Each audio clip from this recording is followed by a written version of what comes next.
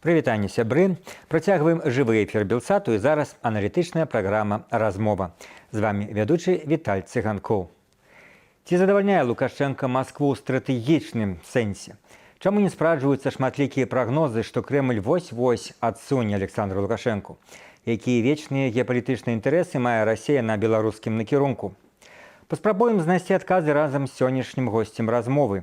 На сувязі з Прагі палітычны аглядальнік беларускай службы радыё «Свабода» Сергей Навумчык. Сергей, прывітанне. Прывітанне, Віталь.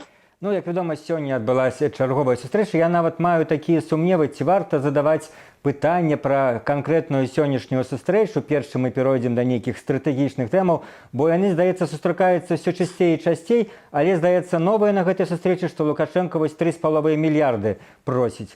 Ці гэта ўсё на самой справе? Ну, там не толькі, паколькі, так сказаць, нам невядома весь комплекс, які мы абмяркоўвалі, з таго, што на паверхні, вядома, што Лукашенко, ну ці Беларусь, зараз гэта, так сказаць, адно і тое ж, фактычна, у всякім разе, у разуменні Лукашенкі, у разуменні Пуціна. Словам, Лукашенко атрымлівае магчымасць уключаць беларускія прадпрыемствы у спіс дзяржзакупак Расійскай Федэрацыі. Насамрэч, гэта такая, ну, даволі істотная штука ў тым плане, што гэта, безумоўна, прасоўвае значна далей прадукцыю беларускіх тавараў на расійскі рынок, і прычым тут нават не пытанне канкурэнтназдольнасці, канкурэнцыі, проста Расія будзе даваць дзяржзаказ. Мы ведаем, што, ну, ва ўсім свеце, скажем, карупцыя базуецца на тым, каб любое прадпрыемства зацікаўленае, каб атрымаць дзяржзаказы. Тут пакол гэтага ўсё, так сказаць, круціцца, пачынаючы там ад Беларусі, скончваючы нейкай там Казанострай. Так? Дык вось тут, гэта, безумоўна, вельмі моцны прарыў, здавалася б. Але, па сутнасці, гэта яшчэ больш моцнае уцягванне эканомікі Беларусі у Расію. Прычым, я падкрэслюю, што гэта не канкурэнтназдольны элемент, не тое поле, дзе, скажем, тавары могуць канкураваць, там, скажем, ну, умоўна кажучы, беларускія трактары з расійскімі там і з нейкімі яшчэ іншымі, так? Альбо там віцебскія тэлевізары з карэйскімі і з нейкімі іншымі. Не, гэта будзе 100%, так сказать, дзяржаўны, вельмі важны дзяржаўны заказ. Словом, Пуцін яго ўзяў на яшчэ адзін такі кручок. Ну, здаецца, Лукашенко пра гэта заўсёды марыў, каб Расію прымусіць купляць беларускую вытворчасць, ну, то, што называецца, без нейкіх тэндараў, без нейкіх дыскусіяў. Ну так, вось у гэтым сэнсе ягоная мара часткова спраўдзілася, але праблема ў тым, што мы не ведаем, чым за гэта заплаціў Лукашенко. Дакладней, можна здагадацца даволі лёгка, чым ён заплаціў. Ён, конечно, заплаціў чарговым кавалкам незалежнасці. І вось вы, Віталь, калі рабілі уступ да нашай размовы, сказалі пра геапалітычныя інтарэсы Расіі. Мне здаецца, што памылкі некаторых нашых аналітыкаў, некаторых аглядальнікаў, якія вот уже 1,5 гады, ввогуле яны гэта даўно робяць, але, вы скажам, асабліва часта і асабліва энергічна апошнія 1,5 гады пасля жніўня 2020 года, што вось-вось Пуцін адсуне Лукашенку. Мяне, вы скажам, ну, здзіўляюць такія прагнозы, таму што, а навошта? Навошта? Чым Лукашенко вот зараз, цяпер Пуціна не задавальняе. Ну, давайте я, так сказать, что называется, адвокатом дьявола побуду в дадзеным выпадку. Яны, гэтыя аналітыкі, тлумачаць, што Лукашенко адзін чалавек непрадказальны, а лепш, калі будзе, ну, нейкая там прарасійская фракцыя ў беларускім больш-менш дэмакратычным палітыкуме, парламенце, яна будзе адстойваць расійскія інтарэсы больш надзейна. Ну, вось так яны заяўляюць. Хаця логікі ў гэтым, па-мойму, не шмат.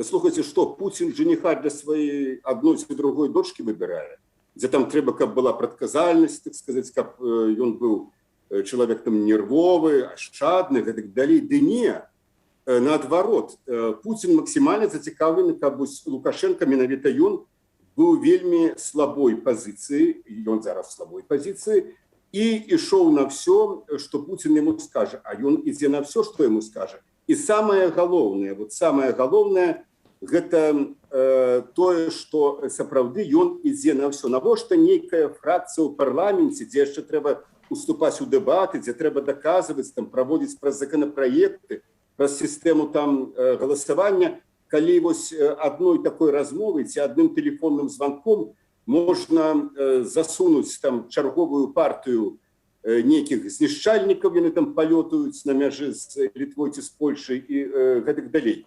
Главный геополитичный интерес России и Беларуси, вот мы повинны не забываться про это, был завсёды и застаецца яшчэ з часов СССР, гэта тэрыторыя як заходні тэатр военных дзеянняў. Калі мы паглядзім на карту Европы, мы убачым, что вот Беларусь ідзе таким выступом. Балконом называюць. Так. Ну, можно сказать, балконом нависаеце. Як гэта вельмі выгодны стратэгічны плацдарм. Яшчэ 10 гадоў таму паміж Воршай і Масквой не было, ну, фігуральна кажучы, ніводнага расійскага салдата, ніводнага расійскага танка, калі не лічыць ты, якія там хадзілі ў парадах на Краснай плошчы. Зараз яны там паставілі некаторыя вайсковыя злучэнні, а ў прынцыпе іх не было, бо як бы не было патрэбы, бо Беларусь заўсёды будзе, так сказать, абараняць. Яны іх паставілі, што сведчыць пра тое, што яны не давяраюць нават Лукашэнку. На всякі выпадак яны свае фармаванні паставілі каля беларускай мяжы.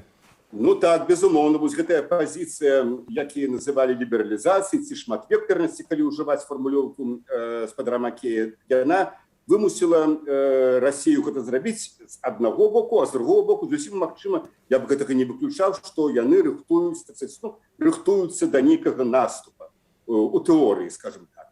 Дык вось сёння Путін практычна атрымаў гэты плацдарм. Самое главное для их – это, конечно, военный плацдарм, особливо, когда мы поглядим на контекст, а контекст мы зараз бачим, это напруженность помеж Россией и Украиной, и на фоне этого напруженность вельми такая, ну, я, скажем, вот не могу на своей памяти пригадать, люди больше старейшего поколения, напевно, пригадали Карибский кризис початку 60-х годов. Это напруженность, якой, в принципе, николи не было. Может быть, при Андропове, когда сбили корейский самолет.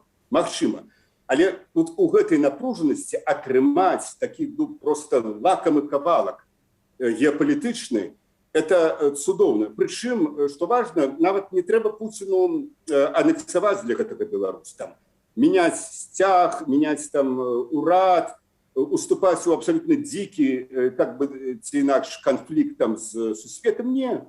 Ну, што важна, што гэта напружанасць Захадам, яна з пункту гледжання Лукашэнкі яму выгадна падвышае ягоную значнасць. Ён кажа, глядзіце, я адзіны саюзнік толькі военны, але ідэалагічны, але і палітычны. Пазбавіцца яго было б для Расіі сорамна. Давайте плаціце мне, пакуль я вам саюзнік.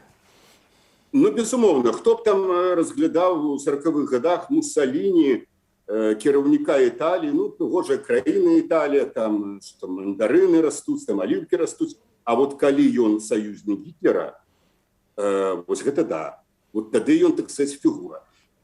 Словом, тут приблизно такія паралелі, калі мы будзем глядзець у гісторыю. І, конечно, вось гэтая рыторыка Кремля, асабліва іх апошняя гэтая заява, фактычны ультыматум, які быў вылучаны да, ну, будзем называць яшчэ сваімі імёнамі, не просто да НАТО, а да Вашынгтона, да Байдена. Гэтая вся лексика абвастрэння, яна, безумоўна, ну, не можа расхалоджваць, і яна з аднаго боку ставіць пад пагрозу, это абсолютно так, пад пагрозу незалежнасць Беларусі, і адначасна, як вы правильно, Віталій, сказалі, яна падвышае, конечно, ну, не буду казаць рэйтынг Лукашэнкі, але вось ягоныя ачкі у гэтай геапалітычнай гульні.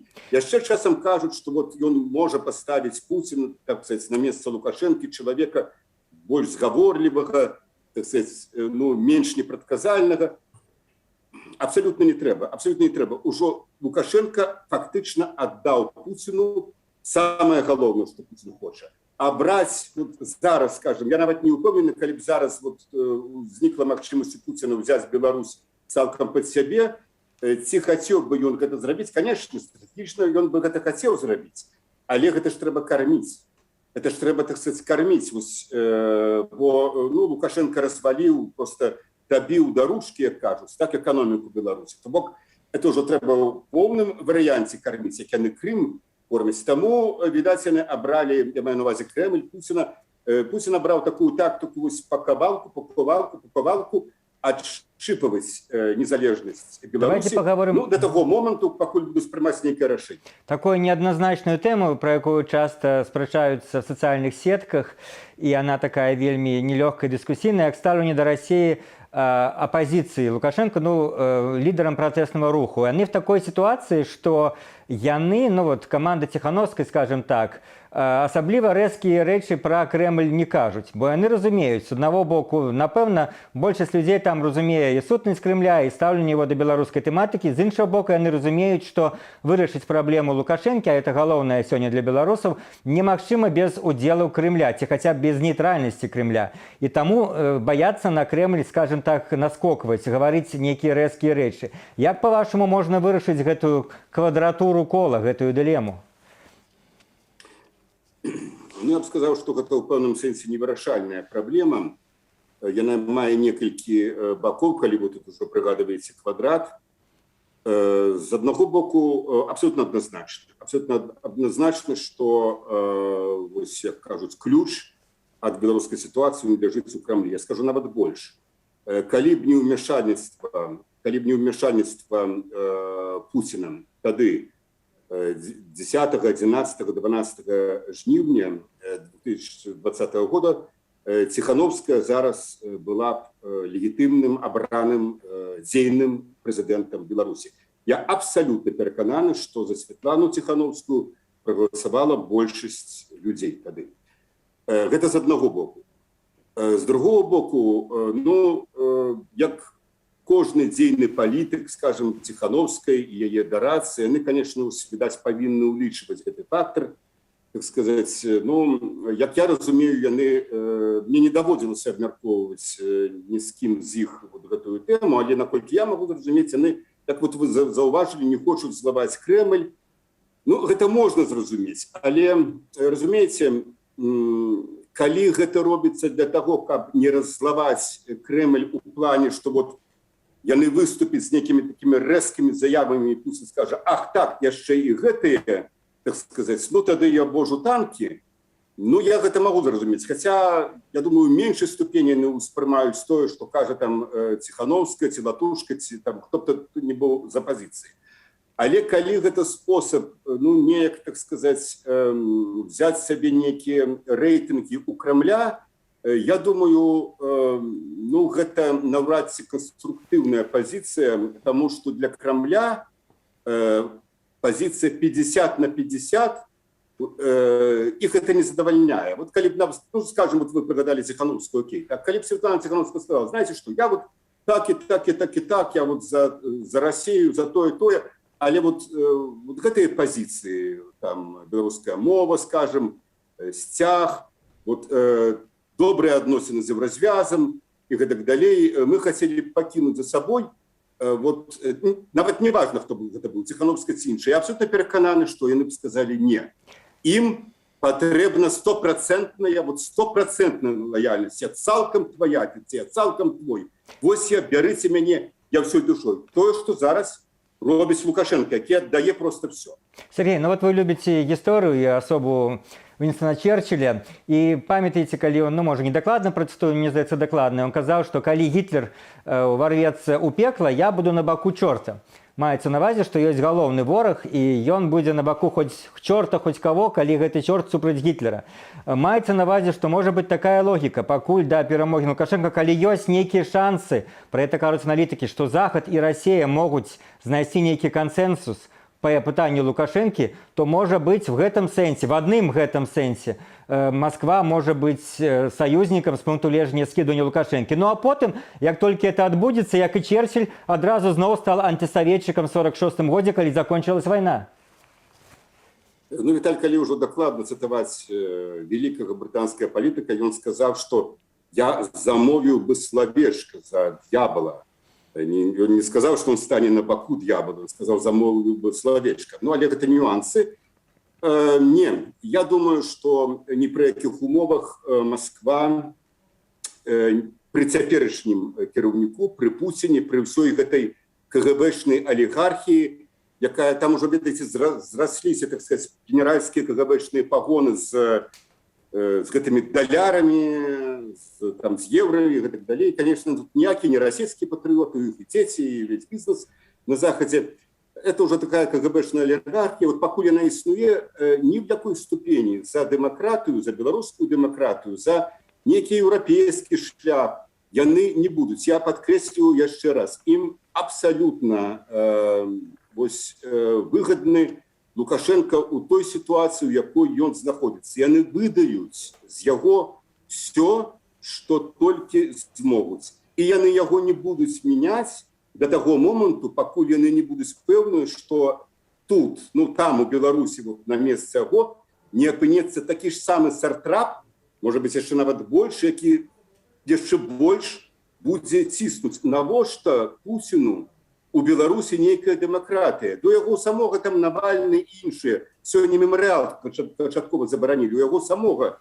Ён ідзе па, так сказать, па слядах Лукашэнкі там, ну, з спазненнем на 3-4 месяца. Может быть, там на паўгады максимум.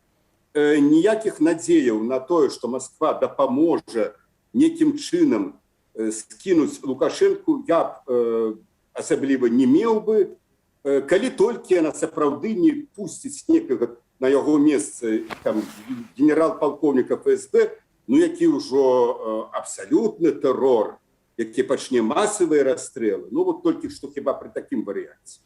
Дякую, Сергей. Про стратегічныя інтарэсы России у Беларусі мы сёння гаварылі з Сергеем Навумчыкам, журналістам беларускай службы «Радио Свобода». Передачу «Размова» для вас провел Виталий Цыганков. Заставайтесь с Белсатом.